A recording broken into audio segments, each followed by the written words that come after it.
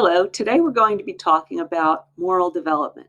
If we think about how people learn and grow and change over the course of their lifetime, we may not always discuss how they grow and change morally. We think of growth in terms of physical changes or some psychological changes, but in terms of morality, a sense of right and wrong, people do go through growth and change and development in that area. And so we're going to look at a theory about that and how that impacts our study of young adult literature.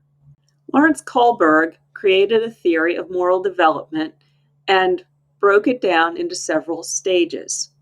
These stages explain how people develop morally throughout their lifetimes. If we define a moral as a person's standard of behavior or their beliefs concerning what is right and wrong, then moral development is just the process through which children develop those attitudes and behaviors towards other people in society based on social and cultural norms, rules, and laws. There are 3 levels of moral development. The first one is pre-moral, and this is just based on punishment and rewards. The second is conventional. This is where most people fall. This is where most people fall by the time they're adults. That's based on pleasing other people and meeting the expectations of society. And then the third level is principled level. This is based on your consideration of other people due to empathy and respect and on following your own conscience. So those are the 3 levels. Each of these levels can be broken down into categories. So the stages or categories in each level are as follows. In the pre-moral level, the first stage is fear of punishment. This is the least developed stage of moral development, and this is the first stage that small children will enter into when they're toddlers and they start to understand that no means they're going to be punished if they do something. That is their first step in developing morally. After that, children grow a little bit and they move from fear of punishment to a desire for a reward. They see that certain things are rewarded, certain behaviors are rewarded, and they tend to do those because they know that they will get a reward. The reward is their motivator. At the conventional level, that is where most people finish developing as adults. This is the stage at which most people live their lives once they have grown up and developed morally. And that tends to be motivated by a desire to please someone or conformity to society's rules. Very few people make it to the principled level, but that is a level to which we should aspire as people. At the principled level, you decide what you're going to do morally based on consideration of other people. That ties into respect and empathy, and your personal values or principles or code. That is the most developed stage. If we look at these stages in more detail, the first stage is fear-based. It's very superficial level. The child is not thinking through moral decisions and why something is right or wrong.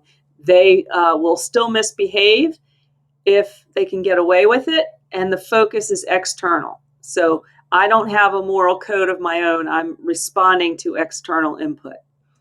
In stage 2, this is rewards-based, and self-interest is what it's about. What can I get out of it? If I do this, what will I get in return? So there's an external focus.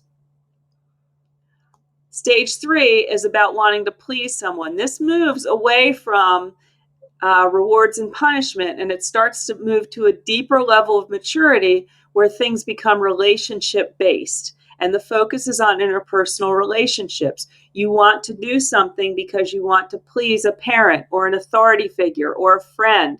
You want people to think well of you. The focus is still external, though. It's not what's going on in your heart and mind. It's what's going on in the world around you. Stage 4 is about following the rules. This is society-based.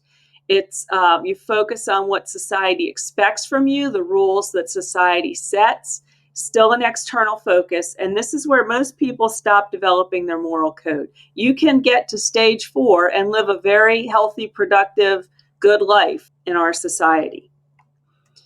People who grow beyond the conventional stage start to move into the principled level. And in stage 5, this is where they're considerate of other people because it's the right thing to do. This is belief or value-based. It focuses on your respect for others, your concern for them, your care for them. And you're not focused just on yourself and what you can get out of things. You're focused on how what you do impacts other people. Stage 6 is the highest level of moral development. It's about you developing a personal code of behavior or ethics that you follow even when things are difficult. So a lot of people refer to this as their conscience or an honor code or something like that. This is belief or value-based. The focus is very personal. And it's an internal focus on what you believe and an external focus on how what you believe plays itself out in the world.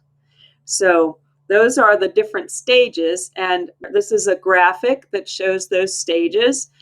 And you'll see that it narrows towards the top because the idea is that everyone starts at the bottom, but then the higher up you go, fewer people continue to develop morally to the highest stages.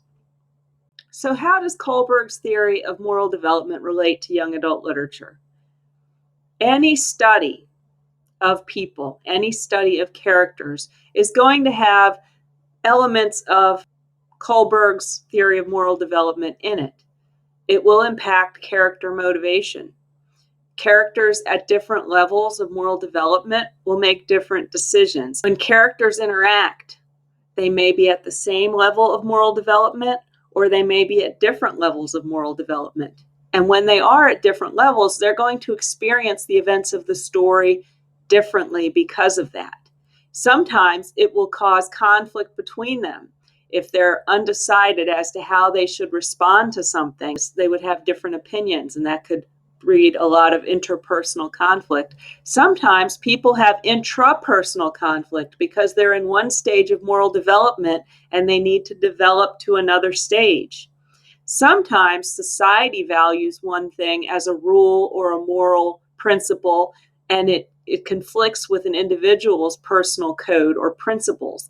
And so that can lead to conflict that can be really rich in a young adult novel. The human element always can lead to unexpected plot twists, and any of the ways that the moral development within characters and situations interacts with the story can lead to plot twists. Probably one of the most interesting is in terms of themes. How does the morality that is represented in a character, in a situation, or an environment or setting reflect a universal truth that we can relate to in our own lives? Those themes are impacted morally. We live in a moral world. There are reasons why people do things and feel strongly about what is right and wrong. And those themes can really be informed by Lawrence Kohlberg's theory of moral development.